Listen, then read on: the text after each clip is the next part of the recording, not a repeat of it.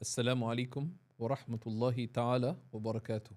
بسم الله الرحمن الرحيم. الحمد لله رب العالمين، وصلى الله وسلم وبارك على سيدنا ونبينا وحبيبنا وقرة أعيننا محمد وعلى آله وصحبه وسلم. Alhamdulillah, in our lessons on Imam Zarnuji's Ta'lim al-Muta'allim, Turuq al-Ta'allum, we have, by the grace of Allah subhanahu wa ta'ala, reached lesson number 6.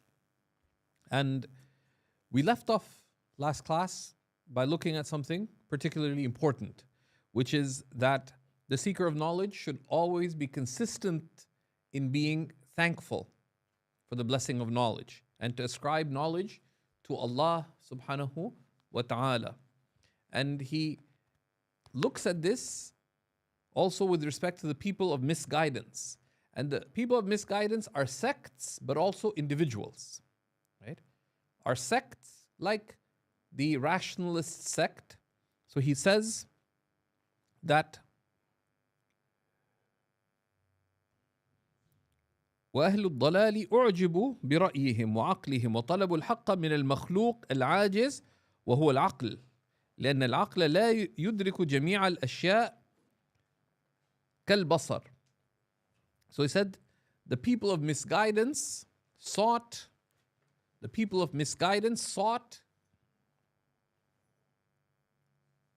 were impressed by their own opinions, So they sought the truth from a created and incapable thing, which is their own intellects. Right? Because the intellect, he says, لا يدرك جميع الأشياء. The intellect does not reach knowledge of all matters. Right? Does not reach knowledge of all matters. كالبصير لا يبصر جميع الأشياء. Like the one who can see. They cannot see all things. فحجبوا وعجزوا وضلوا وأضلوا. So they were veiled and became incapable. And they were misguided, and they misguided others. How? Because they relied on a created being, which is their own intellect. Right? And this applies to, historically, the rationalist sects, such as the Mu'tazilite, right, who said that الإنسان يخلق أفعال نفسه الاختيارية. The human being creates their own willful actions, which is misguided.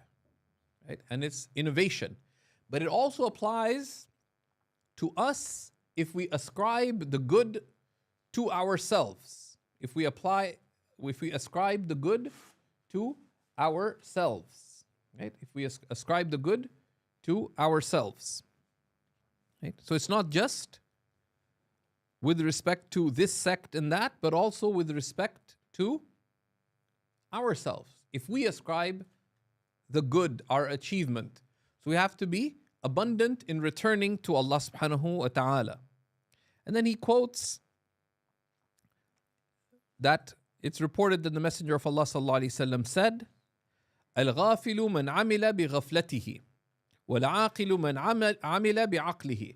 That the heedless person is the one who acts on the basis of their heedlessness, whereas the intelligent person acts on the basis of their intelligence. And what is meant by intelligence here is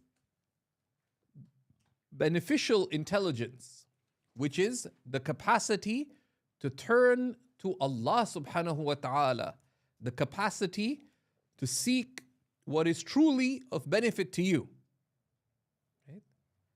It's not, because true intelligence is not just being very smart. True intelligence is having sharp intelligence.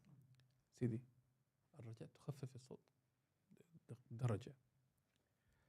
right? The true intelligence is this capacity to seek benefit, which is what he highlights in the next section. He says, right? فالعمل بالعقل أولا أن يعرف عجز نفسه عن معرفة الحق. The acting on intellect to begin with, the acting upon intellect to begin with is to know your own incapacity to know the truth. Your own incapacity meaning by yourself. Because the Prophet ﷺ said, لا حول ولا قوة إلا بالله كنز من كنوز الجنة. The realization that there's no ability whatsoever for anything whatsoever, in any way whatsoever, and no power whatsoever, in any way whatsoever, for anything whatsoever. لا حول ولا قوة مطلقا إلا بالله, except by Allah.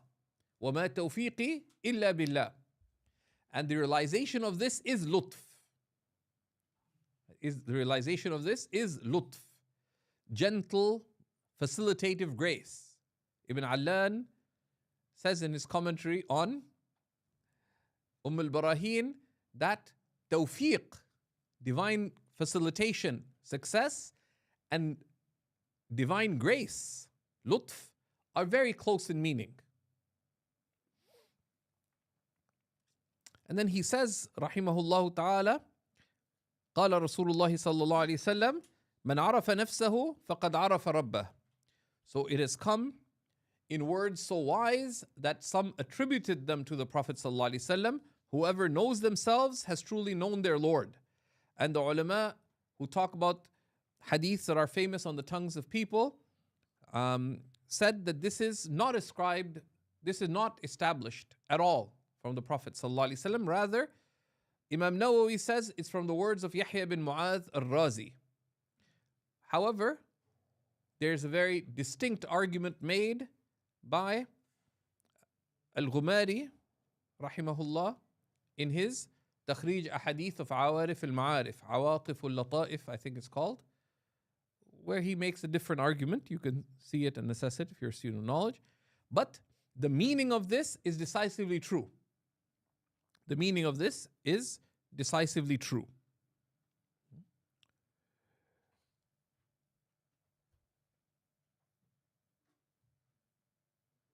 Right? من عرف نفسه بالافتقار التام عرف ربه بالغناء التام. Whoever knows themselves as being utterly incapable in of themselves, for themselves, knows their Lord to be absolutely free of need, worthy of all praise. Ya ayyuhan nas antum al-fuqara'u ila Allah. O people, you are the ones in absolute need of Allah. Wallahu huwa al-ghaniyyul hamid. And Allah, He is the one alone, free of need, worthy of all praise. فإذا عرف عجز نفسه عرف قدرة الله تعالى. So therefore, if one knows one's own incapacity, one begins to know the power of Allah subhanahu wa ta'ala. Then the knowing here is the knowing of realization. We all know Allah is powerful. But the arafa here is realizing it, being conscious of it. Comes to know.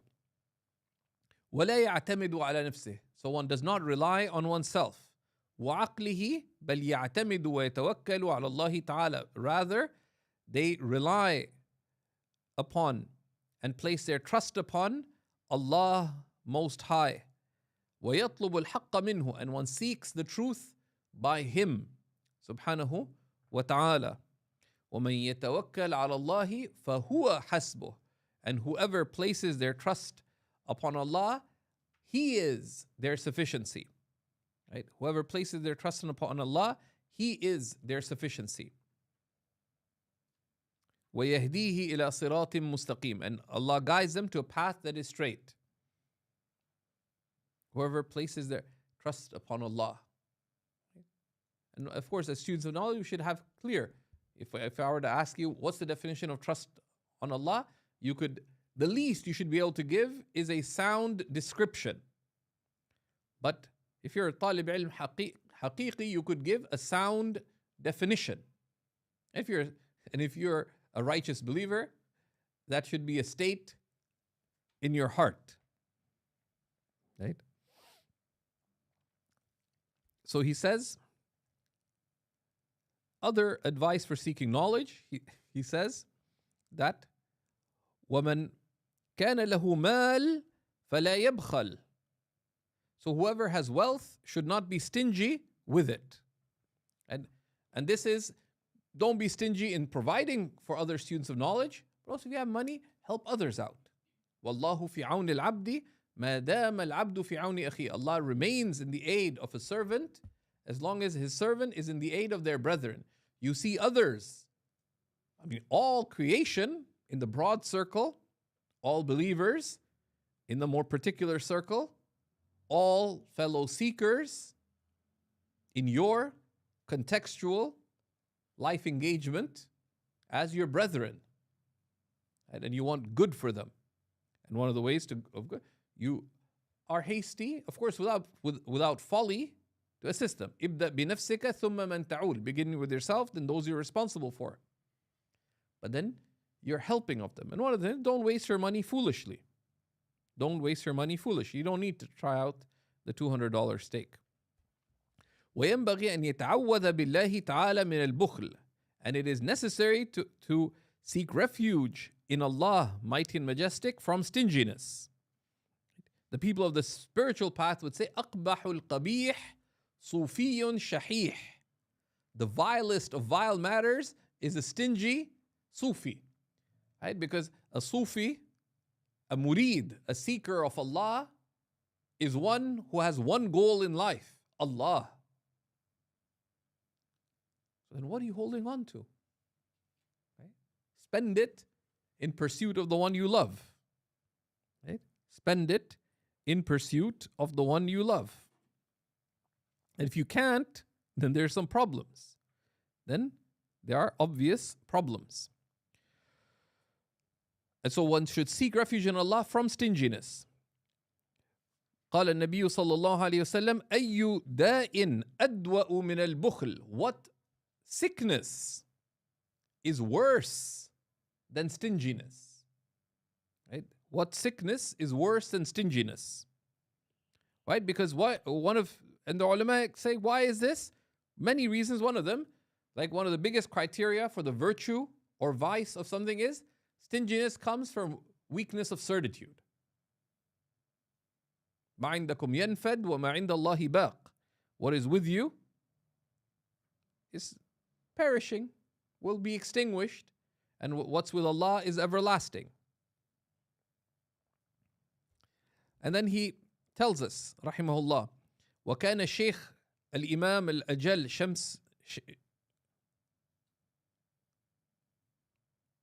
شمس الأئمة الحلواني فقيرا يبيع الحلواء وكان يعطي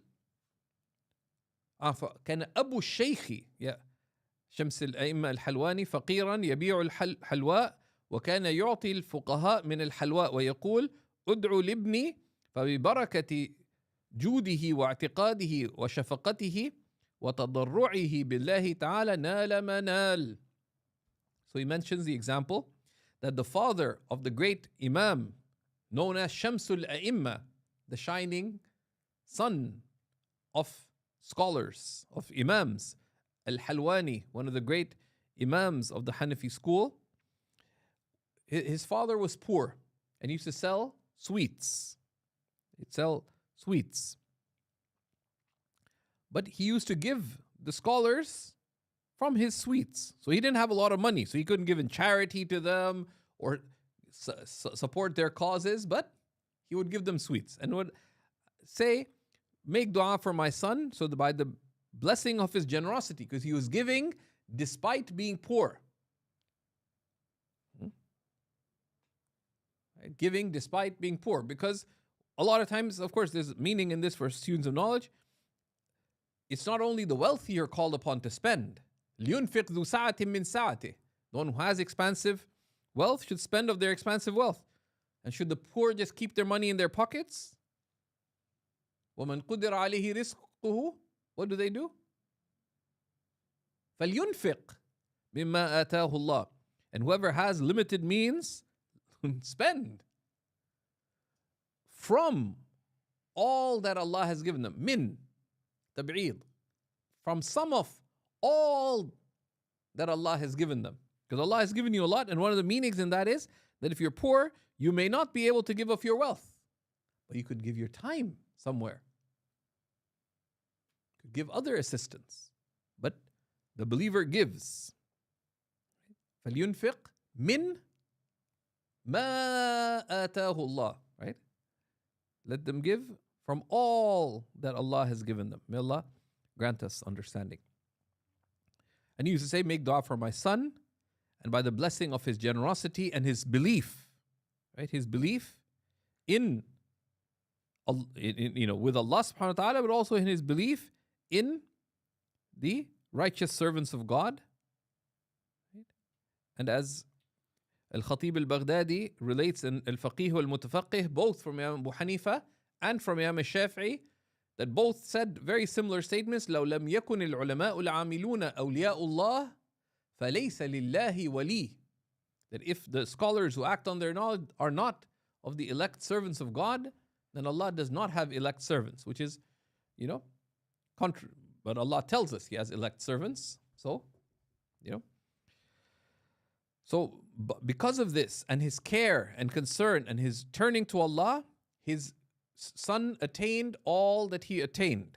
نال ابنه ما نال ويشتري بالمال الكتب. If you have money, what do you do with it? You buy books. ويستكتب, and you commission books to be written. And because in the old days you couldn't just go, like the scribes would have copies of popular books, the books that are some teachers studying, so they'd have copies of them. But if you wanted some big book, you either write it out yourself or you ask for it to be written out. فيكون عونا على التعلم والتفقه. In order for this to be an assistance in learning and gaining deep religious understanding. وقد كان لمحمد الحسن مال كثير. And Muhammad al-Hasan had great wealth. حتى كان له 300 من الوكلاء على ماله. So much so that it is said that he had 300 agents working for him to oversee his money. فأنعمه كله في العلم.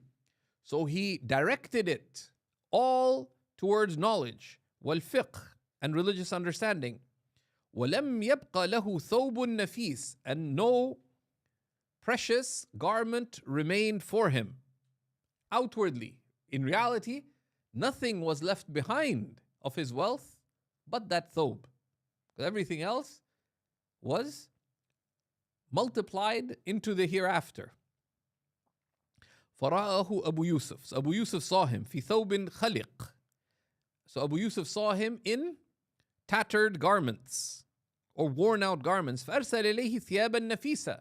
So he sent to them precious garments. فلم يقبلها. So he did not accept them.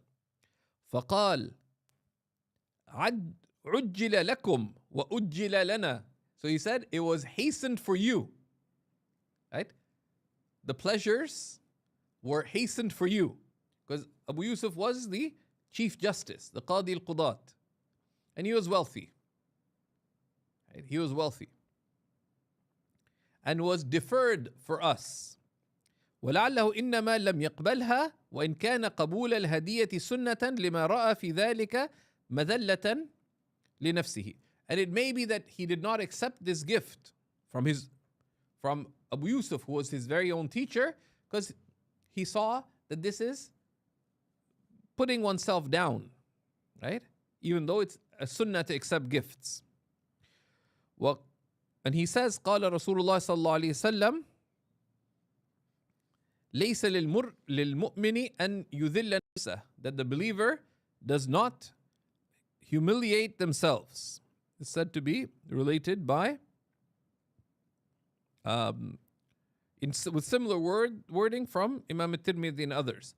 وحكي أن الشيخ الإمام فخر الإسلام الأرسبندي, so it's said that this great scholar جمع قشور البطيخ أو البطيخ الملقاة في مكان خال فأكلها فرأته جارية فأخبرت بذلك مولاها فاتخذ له دعوة فدعاه إليها فلم يقبل لهذا.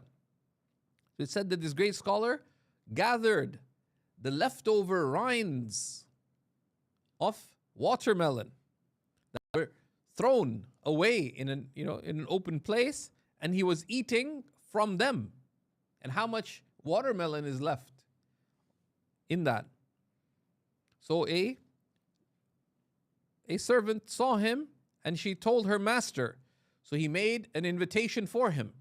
When he realized that this because of him seeing his state, he did not accept the invitation. And this mention of many of the great scholars, Shaykh al-Islam Zakaria al-Ansari, radiallahu ta'ala anhu, who taught for about 90 years. At the beginning of his seeking of knowledge, he was so poor that he used to go to the garbage dumps of Cairo and gather food. And in the end, he too had so much wealth that he had people hired to distribute it. And he was not attached to wealth when he didn't have it, and he was not attached to wealth when he had it. Radiallahu ta'ala anhu. And we should know the biographies of our great Imams.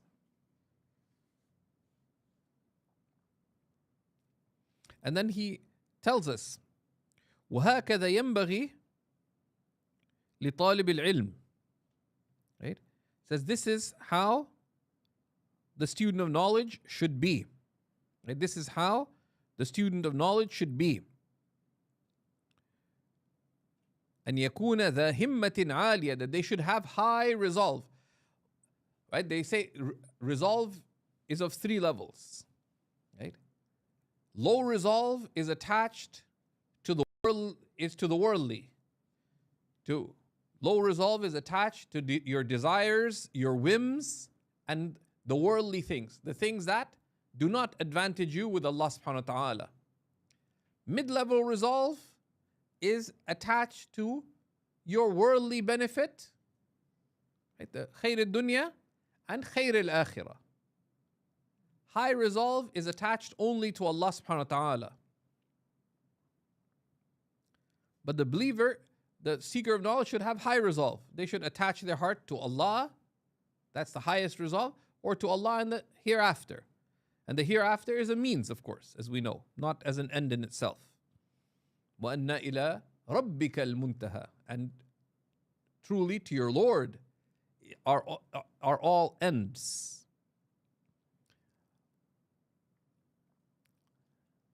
لَا يَطْمَعُ فِي أَمْوَالِ النَّاسِ. They are not avid for people's wealth.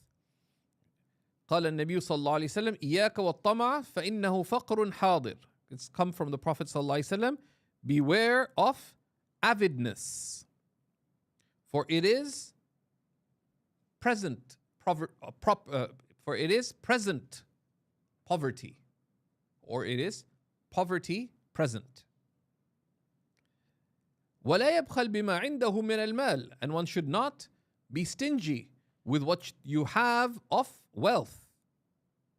بل ينفق على نفسه وعلى غيره. Rather spend it on yourself in good, not wastefully, and upon others.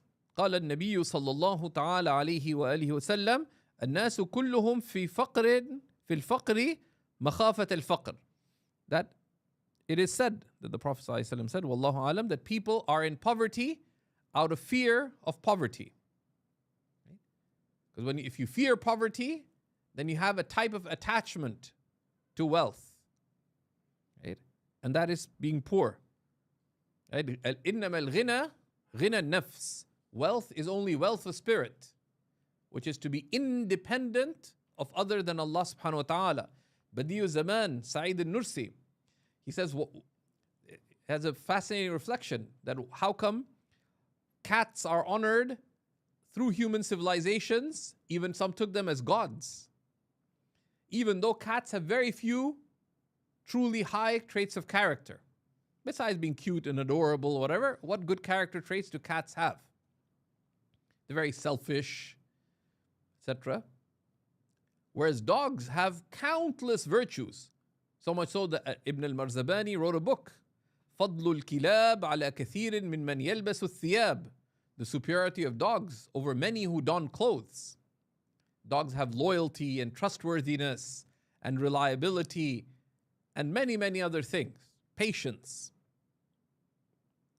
But throughout human societies, they've been looked down upon, deemed filthy, cast away from the cities.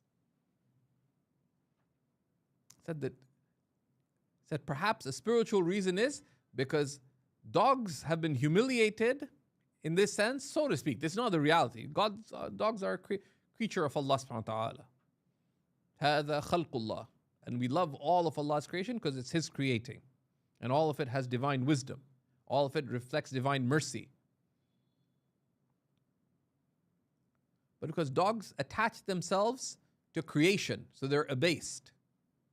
Cats, by their attitude, it's as if they demonstrate, I have no need for anything except Allah. Wallahu a'lam. Right? And he says that وكان الناس في الزمان الأول يتعلمون الحرفة ثم يتعلمون العلم حتى لا يطمعون في أموال الناس وفي الحكمة من استغنى بمال الناس فقد افتقر.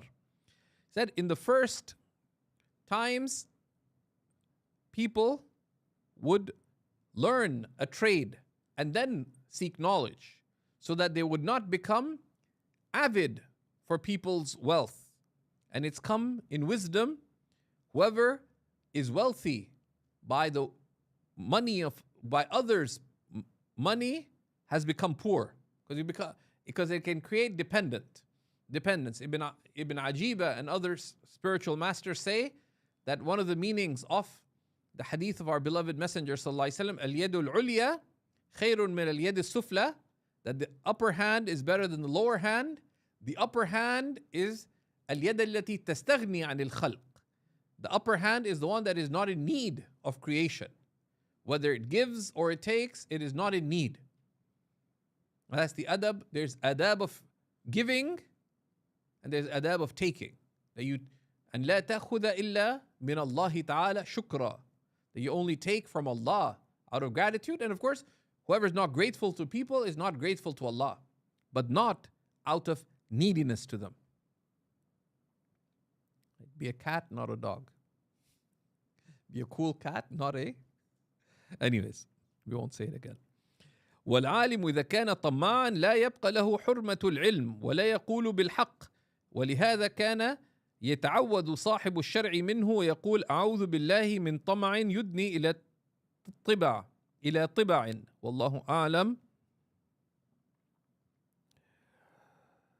And there's a similar hadith in Imam Ahmad, but he said that the scholar, if they are avid for others' wealth, they will not preserve the sanctity of knowledge.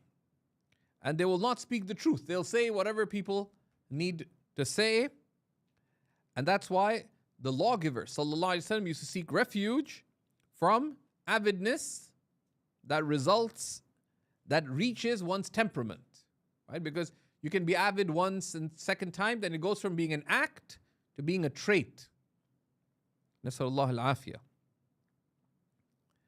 وينبغي للمؤمن ألا يرجو إلا من الله تعالى. It befits the believer to hope only from Allah Most High. ولا يخاف إلا منه, and to fear only from Him. ويظهر ذلك بمجاوزة حد الشرع وعدمها. And this is manifest by going beyond the limits of Allah or not going beyond them. And a book that is one of the great books that would be taught in these lands, and we'd urge you to make it a life companion, is one of the most useful advices given to me.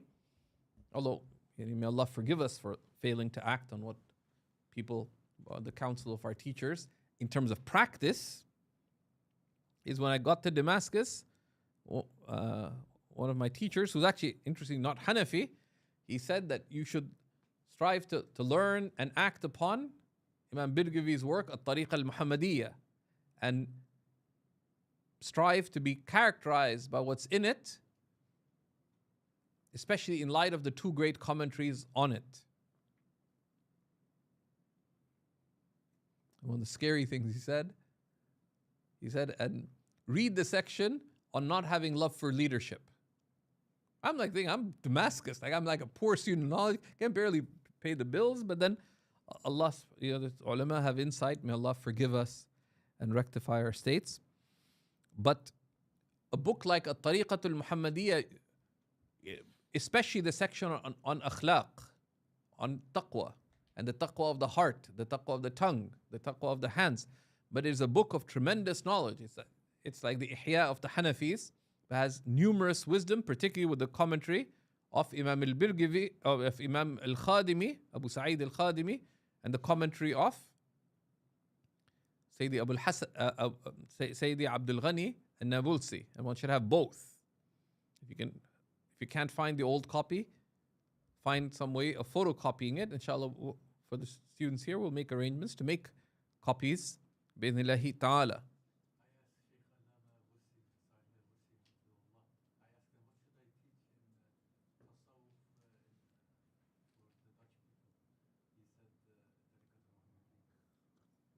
That's a beautiful. So one of Sidi Bilal asked Shaykh Salih al-Ghursi what he should teach in spirituality when he goes back to his home country.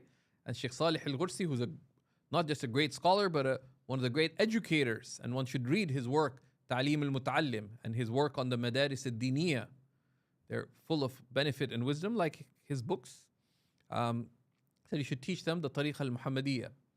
Although it's a long book, and often one can teach by teaching from these books.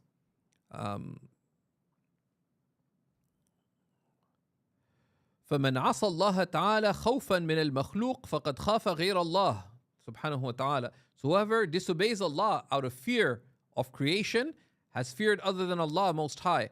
فإذا لم يعص الله تعالى لخوف المخلوق وراقب حدود الشرع فلم يخف غير الله تعالى. On the other hand, if one does not disobey Allah out of fear of creation, what will they say? For example, and is mindful of the limits of Allah, they have not feared other than Allah Most High. That's the practical, that's the legal, the fiqhi, practical understanding of fearing Allah and fearing Allah's creation. It's not about feelings. So, ooh, I'm so afraid of Allah. But then you act contrary to His limits. Ooh and ah may relate to constipation. They don't relate to deen. وينبغي لطالب العلم أن يعد ويقدر لنفسه تقديرا في التكرار. And the seeker of knowledge should set for themselves and prepare for themselves and set for themselves a certain amount of review. فإنه لا يستقر قلبه حتى يبلغ ذلك المبلغ. Because then your heart would not be set until you reach that level. وينبغي أن يكرر سبق الأمس 5 مرات. And he gives one example. So, for example, one should review the previous day's lesson 5 times. وسبق اليوم الذي قبل الأمس 4 مرات. And the lesson from the previous day 4 times.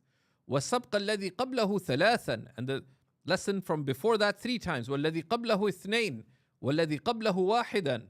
And the one before that once. فهذا أدعى إلى التكرار والحفظ. Because that is closer to proper review and retention. Because you want to retain the knowledge. And there's many ways to do it. One of the scholars who later is now one of the greatest Shafi'i scholars alive, without exaggeration, Shaykh Amjad Rashid, what he had done with Shafi'i books, so you break it down into parts. Right? Whatever section you're studying, Tahara and Salah, break it down into parts and turn into a wird. That you read one section daily, right? Repeatedly each day, but also go through the sections fully. So you're doing 2 things. There's a section. So for example, you divide Tahara and Salah into 7 parts, for example. So you repeat one section daily to retain it. But you're also going through all the text on a weekly basis. And of course, you also have to write it out. And there's other methods like this, but thoughtful review is the only way knowledge sticks. Nobody cares what you've studied. What matters is what you know, and of course what you act upon and embody. وينبغي ألا يعتاد مخافة في التكرار لأن الدرس والتكرار ينبغي أن يكون بقوة ونشاط, and one should not simply silently review. That's one of the things people do, just sitting there like you're dead. Okay? Right?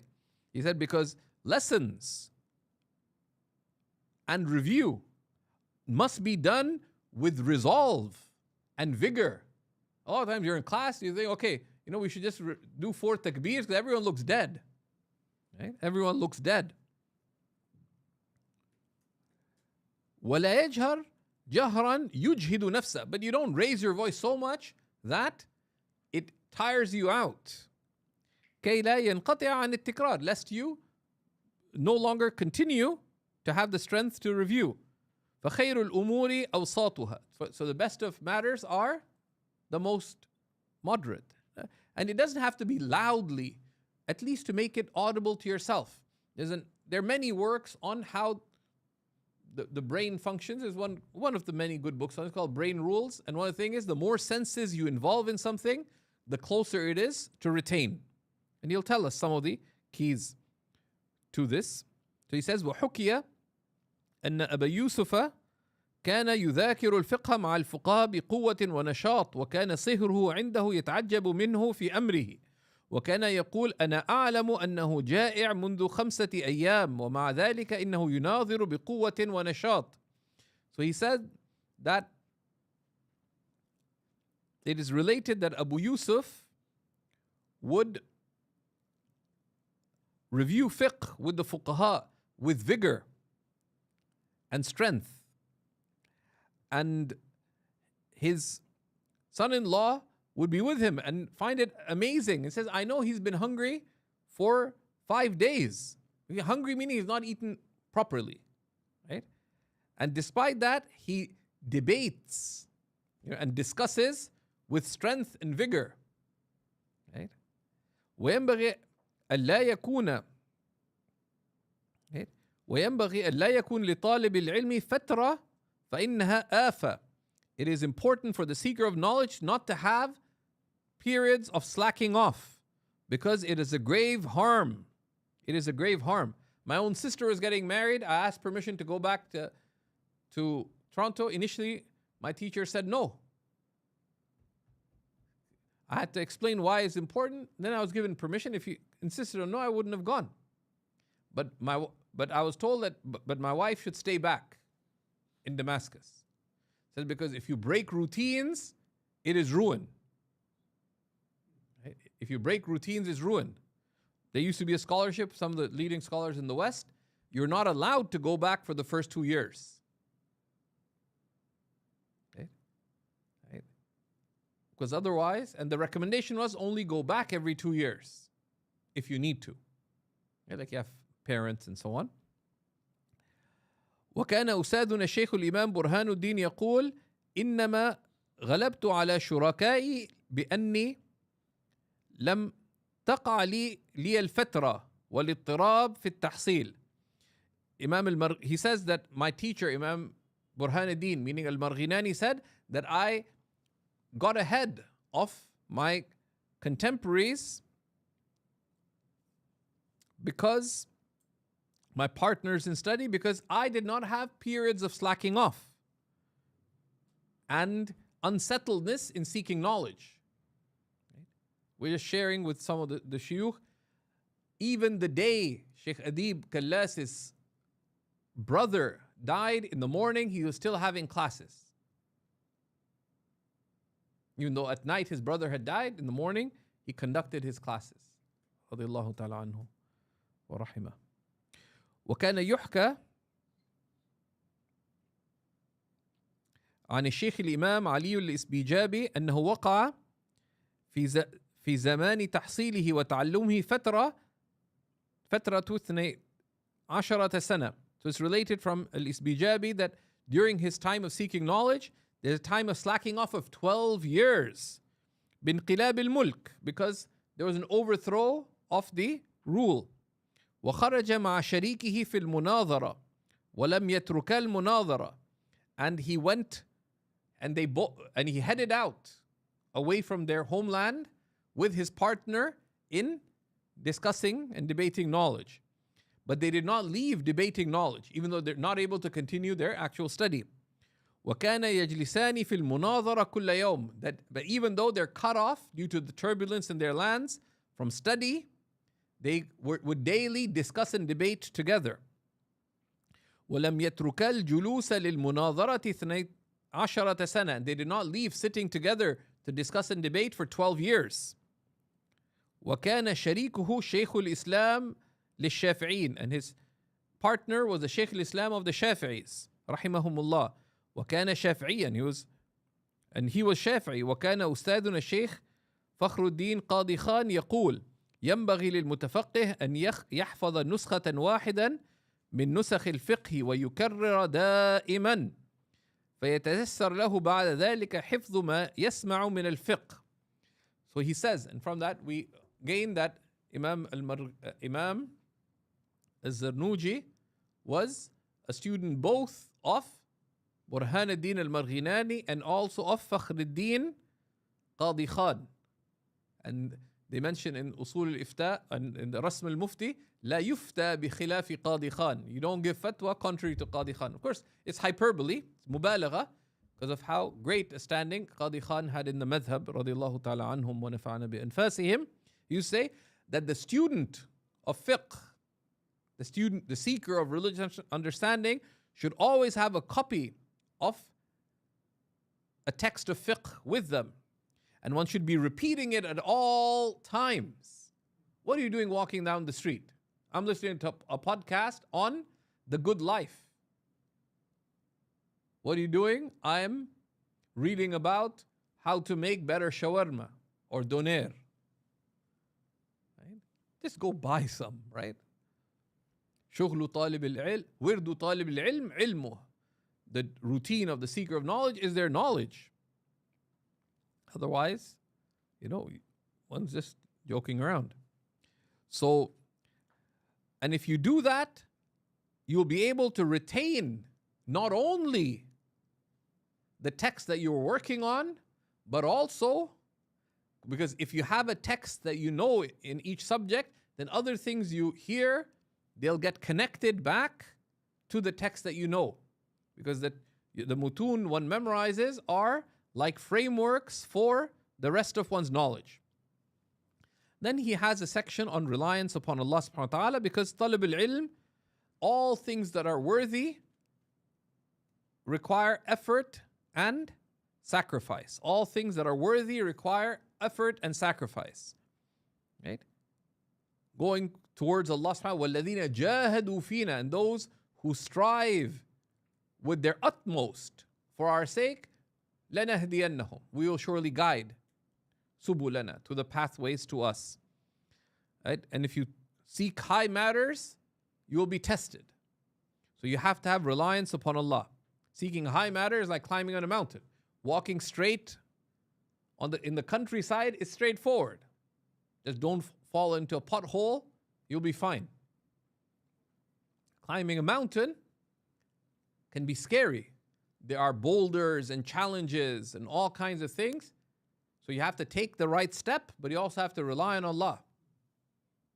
Right? Because one of the main reasons people fall when they're climbing mountains is they become nervous. They're looking left and right, they're looking below, and they don't take a sure step. Right? And of course, lack of trust in Allah is also from weakness of faith and also weakness of intellect. Weakness of faith because we know that He is Ar-Rahman, He's Ar-Rahim, He is Ra'uf, all the divine names, but also his weakness of intellect is going to do it anyways, might as well do it with less stress. Right? So there's weakness of faith, also weakness of intellect. Because you can't do it yourself, so might as well consign it. Right? And the most practical way of consigning it is to consign it to the only one who can help you, who is Allah. ثم لا بد لطالب العلم من التوكل في طلب العلم. The seeker of knowledge must have reliance upon Allah in seeking knowledge. وَلَا يَهْتَمُّ لِأَمْرِ الرِّزْقِ, and one should not be overly concerned about the matter of your provision. وَلَا يَشْغَلْ قَلْبَهُ بِذَلِكَ, and one should not busy one's heart with that.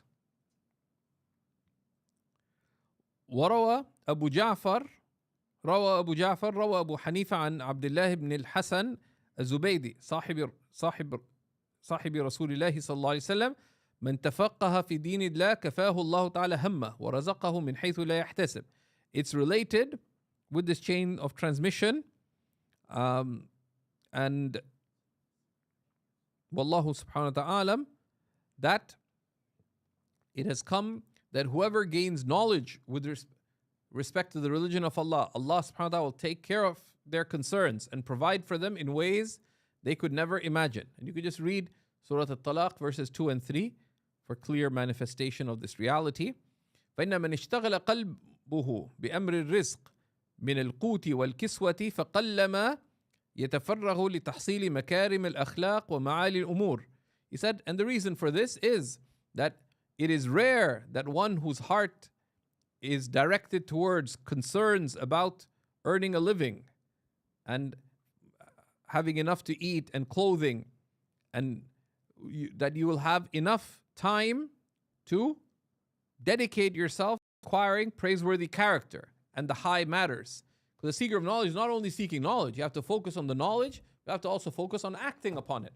You have to focus on changing yourself for the better. إن أردت الدرك ذي المعاني فأبدل روحك قليلا فينا. If you seek to attain these meanings, then change yourself a little for our sake. قيل دع المكارم لا ترحل لبغيتها واقعد فإنك أنت الطاعم الكاسي. Right? And it said in mocking that leave. So this is mocking the one of foolish. Leave aside praiseworthy character. Don't journey to attain it. And just sit around doing nothing, because you're the one who feeds and you're the one who clothes. Of course, it's the opposite. That don't worry about these foolish things, because you're not the one who provides and you're not the one who هو الذي يطعمني ويسقيني. He is the one who feeds me and gives me to drink. قال رجل لمنصور الحلاج رحمه الله تعالى: أوصني. فقال: هي نفسك إن لم تشغلها شغلتك. It said that Mansur al-Hallaj, one of the most controversial people in history, controversial because of his ecstatic statements. The ecstatic statements, insofar as they're outwardly problematic, are problematic. Insofar as they're ecstatic, are excused. Al-Hallaj, outside of his ecstatic statements, was a person of undeniable deen and taqwa and khair and salah. Right? Wallahu subhanahu wa ta'ala alam. He said, so if someone asked Al-Hallaj, advise me. He said, it's your self. It's your self. If you do not busy it with good, it will busy you. Right? And النفس مجمع الصفات الذميمة. Yourself is the gathering place of blameworthy traits. So you gotta be a diplomat. You have to busy your blameworthy traits with something praiseworthy, otherwise it'll do what it's there to do. Right? And one of the practical things for that is lower your gaze, not just from the opposite sex, but lower your gaze. You're walking down the street. You don't have to notice who's there. You don't have to notice all these worldly things. Sufyan al-Thawri was walking with his students, and they passed by on the road with some houses that had fancy balconies and stuff. Some of his students started looking up. He said, lower your gazes. He said, it is only gazes such as these that resulted in extravagance such as this.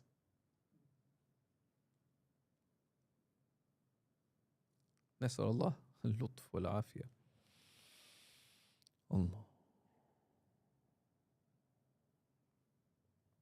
فينبغي لكل أحد أن يشغل نفسه بأعمال الخير حتى لا تشتغل نفسه بهواها. So it's befitting for each person to busy themselves with the acts of good, lest their self, which is your lower self, the gathering place of blameworthy traits. Your self is not you. You are not yourself. لست نفسك. That nafs here, your fleeting, worldly, animal qualities. كالأنعام. That's your animal self. Your real أنت بالروح لا بالجسم إنسان. You are by your soul, not by your flesh and bones, human. Shaykh Abdul Rahman al-Shaghuri says, أنا بالجسم هباء أنا بالروح سماء. By my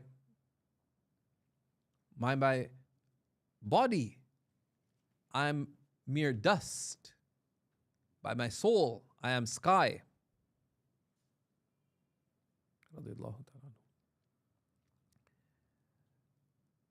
ولا يهتم العاقل لأمر الدنيا. An intelligent person would not be worried about the matters of this life. لأن الهم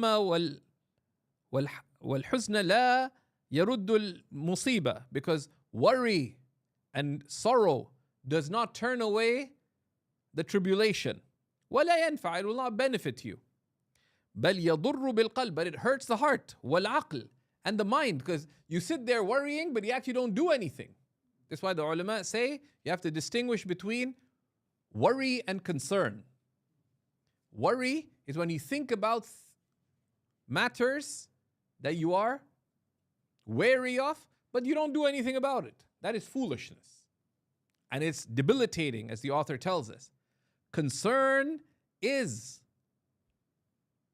when that worry gets connected to a plan. So don't worry, what's going to happen if I don't get my iqamah? Turn it into a concern. And one of the practical things to do is make an appointment with yourself. Okay, I have 7 problems. Okay, I'll tackle 1 a day. And set an appointment. Go grab yourself, make yourself a good coffee, sit down, give yourself a deadline. 30 minutes to make a plan. Then anytime the worry comes, say, I have a plan. And one of the other things to do with worries is go ask. Go ask your teachers. I'm worried about this. I'm worried about that. You should do that even when you're older. Helps. وَيُخِلُّ بِأَعْمَالِ الْخَيْرِ. And such worry and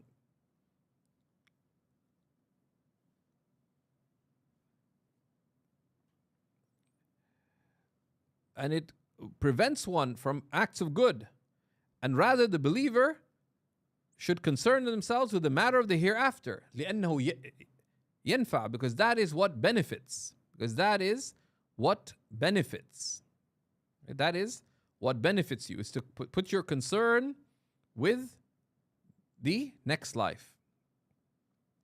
And then he says, وَأَمَّا قَوْلُهُ صلى الله عليه وسلم إن من الذنوب ذنوبا لا يكفرها إلا هم المعيشة.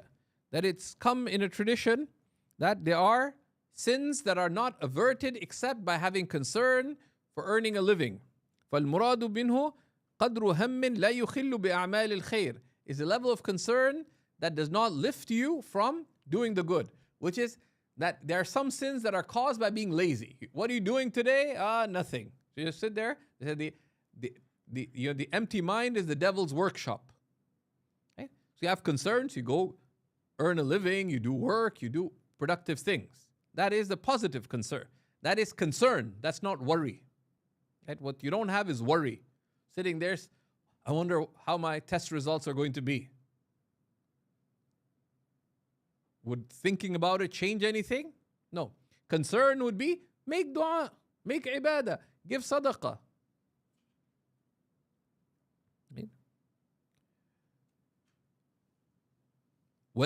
So it doesn't affect doing the good. ولا يشغل القلب شغلا or شغلا يخل بإحضار القلب في الصلاة. And it doesn't busy your heart in a manner that prevents you from being present of heart with the prayer. They say there are three, some of the ulama have said there's three key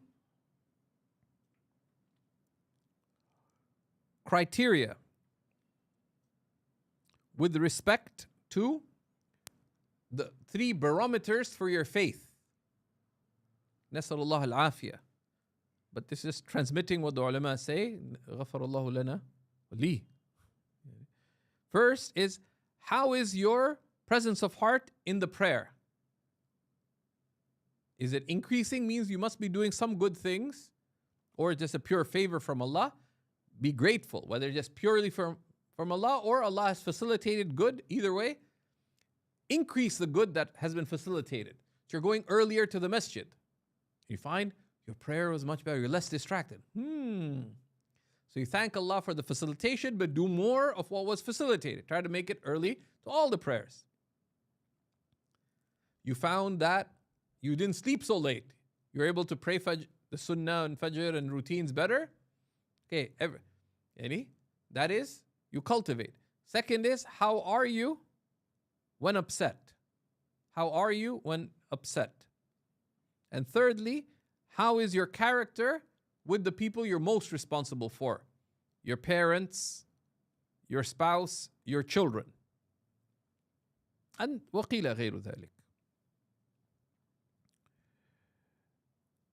Because فإن ذلك القدر من الهم والقصد من أعمال الآخرة. Because that degree of concern for earning a living and resolve is from the actions of the next life. طلب الحلال فريضة بعد الفرائض.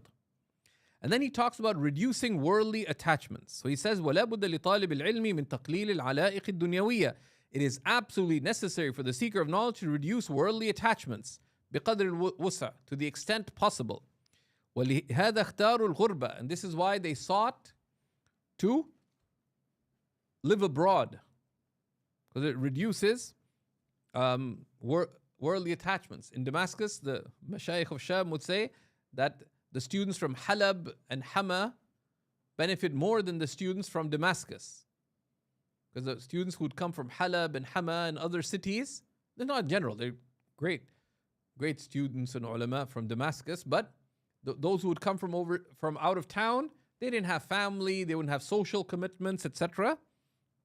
So you reduce those commitments. How do you reduce them? Ask your teachers. Ask your teachers that how do you maintain your family commitments? And we should benefit not just from the dars of the teacher, but also from how they are.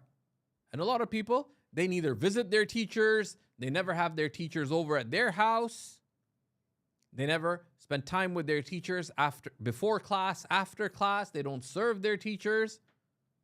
So the teacher was just like a talking machine, right? Just watch a video.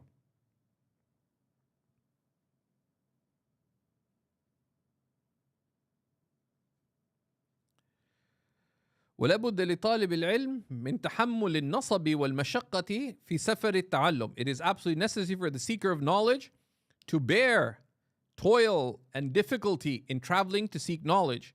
كما كان سيدنا موسى كما قال سيدنا موسى عليه السلام في سفر التعلم ولم ينقل عنه في غيره من الأسفار. Right? As Sayyidina Musa alayhi salam said, right? Where did he exert himself? Was in the journey of seeking knowledge, and it's not related in his many other journeys. If you know the life of Sayyidina Musa, his life was numerous, long, difficult, distressful journeys. قوله تعالى لقد لقينا من سفرنا هذا نصبا. Truly, we have indeed found or met in this travel of ours, which is the travel for seeking of knowledge, great toil. Nasaba, right? And it's in the indefinite because it's great toil from Surah Al-Kahf. وليعلم أن سفر التعلم لا يخلو من النصب لأن طلب العلم أمر عظيم وهو أفضل من الغزاة عند أكثر العلماء والأجر على قدر التعب وَالنَّصَبِ. He said, know that traveling for learning is not free of toil, because seeking knowledge is a tremendous matter. And it's better than jihad in the path of Allah, ghuzat, military expeditions for the sake of Allah, according to most of the ulama. And reward is to the extent of toil and exerting oneself. فَمَنْ صَبَرَ عَلَى ذَلِكَ. So whoever remains steadfastly patient in that, وَجَدَ لَذَّةً تَفُوقُ سَائِرَ لَذَّاتِ الدُّنْيَا, shall find a joy and a sweetness that goes beyond all worldly joys. ولهذا كان محمد بن الحسن رحمه الله إذا سهر الليالي وانحلت له المشكلات يقول أين أبناء الملوك من هذه. So Muhammad ibn al-Hasan al-Shaybani radiallahu ta'ala anhu, when he stayed up deep into the night and some difficult issue became unpacked for him, would say, where are the children of kings from these joys? Yes, Siri didn't catch that. Inshallah, we'll try to uphold these meanings again. Inshallah, we take a good meaning from Siri. Thank you, Siri. We'll try to, and this is why Shaykh Adib Kallas in his 70s, when this Kurdish student, who I was really annoyed by, after Shaykh Adib, he read to him poetry with a heavy dialect in in refutation of Ibn Sina. I said, finish your class. Let me have my turn. He said this poem. Bat admit, it was actually pretty good. Shaykh Adib memorized it and read it back to his student, right? With childlike joy. With childlike joy. That's amazing. Right? Why? Because, and you see amazing examples of the exertion. That's why it is absolutely incumbent for all students of knowledge to read the books of seeking knowledge. We've mentioned before some of the books on talab al-ilm. It's very important also to read the key books of one of the great luminaries of the 20th century, Shaykh Abdul Fattah Abu Ghudda. One reads first قيمة الزمان عند العلماء, the value of time according to the scholars. If you haven't read it, read it. If you've read it, read it again. Second, his work Safahat min Sabr al-Ulama, pages from the patience of the scholars in seeking knowledge, etc. And amazing, real stories. Number three, his work Al-Ulama al-Uzzab الذين آثروا العلم على الزواج, the single scholars who preferred knowledge to marriage.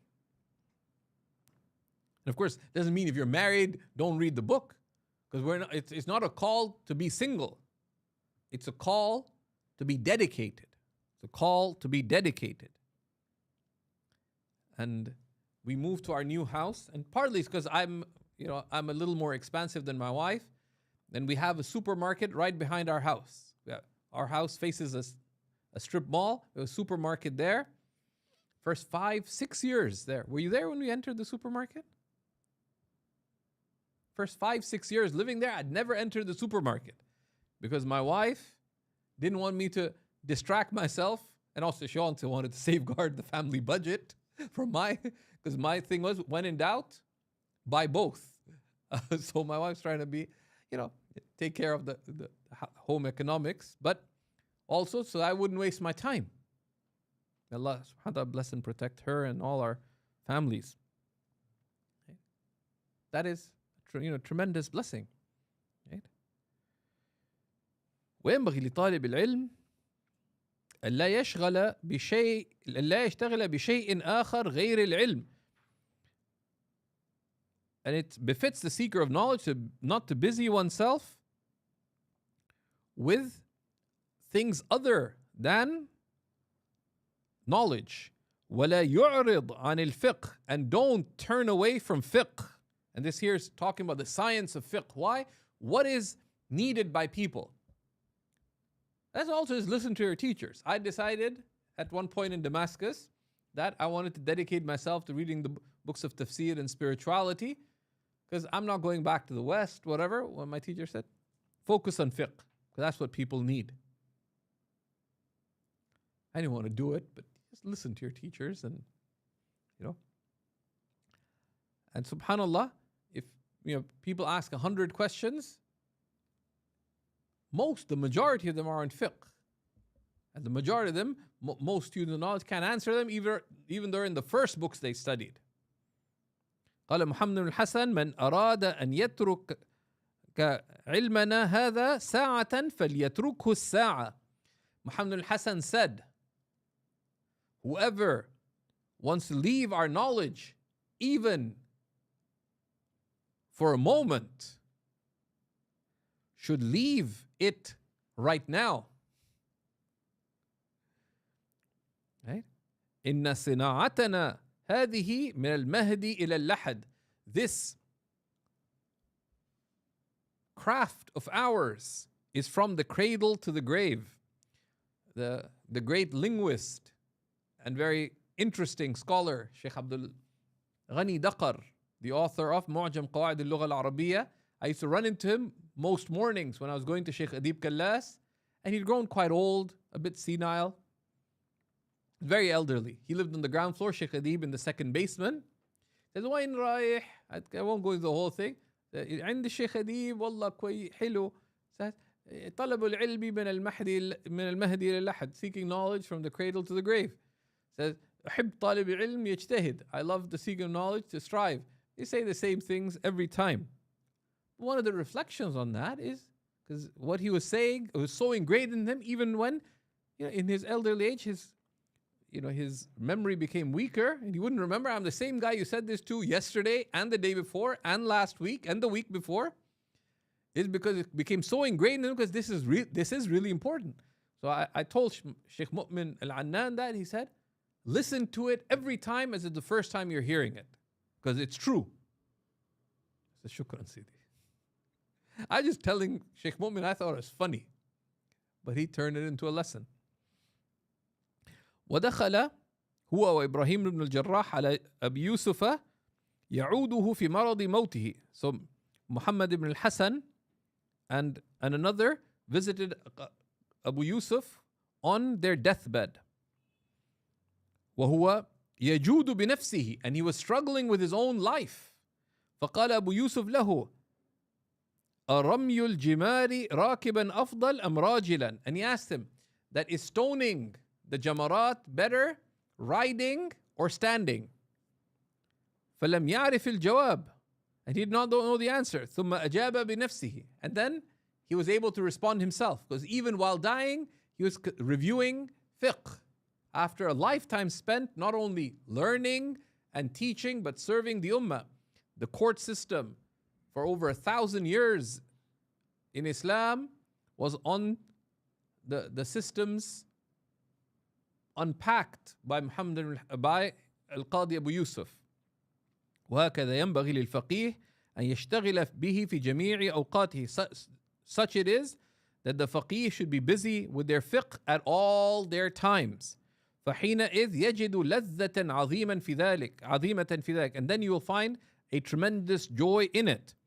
وقيل رؤيا محمد بن الحسن في المنام بعد وفاته فقيل له كيف كنت في حال النزع فقال كنت متأملا في مسألة من مسائل المكاتب فلم أشعر بخروج روحي. It's so cool. It is said that Muhammad al-Hasan was seen in his sleep after he died, and he was asked, how was your state when your soul was being taken from your body? He said, I was reflecting on an issue from the chapter on the mukatab slave, and I did not feel the departure of my soul. قيل إنه قال في آخر عمره شغلتني مسائل المكاتب عن الاستعداد لهذا اليوم. It said that he said at the very end of his life, the rulings related to the mukatab, what they call the bonded slaves, busied me from preparing for this day. وإنما قال ذلك تواضعا, and he only said that out of humility. He only said that out of humility. And this is the kind of attitude of dedication that the seeker of knowledge should have. Of course, this is overstatement, but they did not do this because of the issue itself. Right? It's like if we repeat in the Quran, Surah Abi Lahab, we're not declaring war on Abu Lahab or something. This is divine guidance. Right? So when we repeat knowledge, it's because this is what is understood from the Quran and the Sunnah. Right? This is our duty as people connected to the prophetic inheritance to preserve the gift of guidance that Allah and His Messenger have gifted us with. Right? This is the most precious of matters. Right? It's the most precious of matters. Right?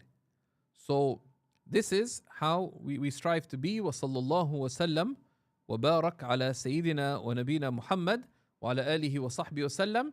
Next session, inshallah, will be our last session, بإذن الله. And we're going to begin by looking at what are times of the day to seek knowledge. The Prophet ﷺ said, وَاسْتَعِينُوا بِالْغَدْوَةِ وَالرَّوْحَةِ وَالشَّيْءٍ مِّنَ الدُّلْجَةِ. Seek assistance in the early mornings, the ends of the days, and something of the depths of the night. And these are three of the most auspicious times. Ibn Abi Jamrah, in his amazing commentary, Bahjatul Nufus, on Mukhtasar Sahih al-Bukhari, he said, it's these times, but in general, it is the times when you have clarity of mind and vigor. Make the most of the times when you have focus and dedicate them to knowledge. As the poet said, Shaykh Abdul Rahman al-Shauri, صاحي فاغنم المعاشة. Dear friend, make the most of your living. كم ميت آتاه عاشا. How many a dead one did Allah grant life? حاشا أن يخيب حاشا من أتى بصدق النية. Never ever would He ever let down one who comes to Him with true intent. وصلى الله وسلم وبارك على سيدنا محمد وعلى آله وصحبه وسلم والحمد لله رب العالمين.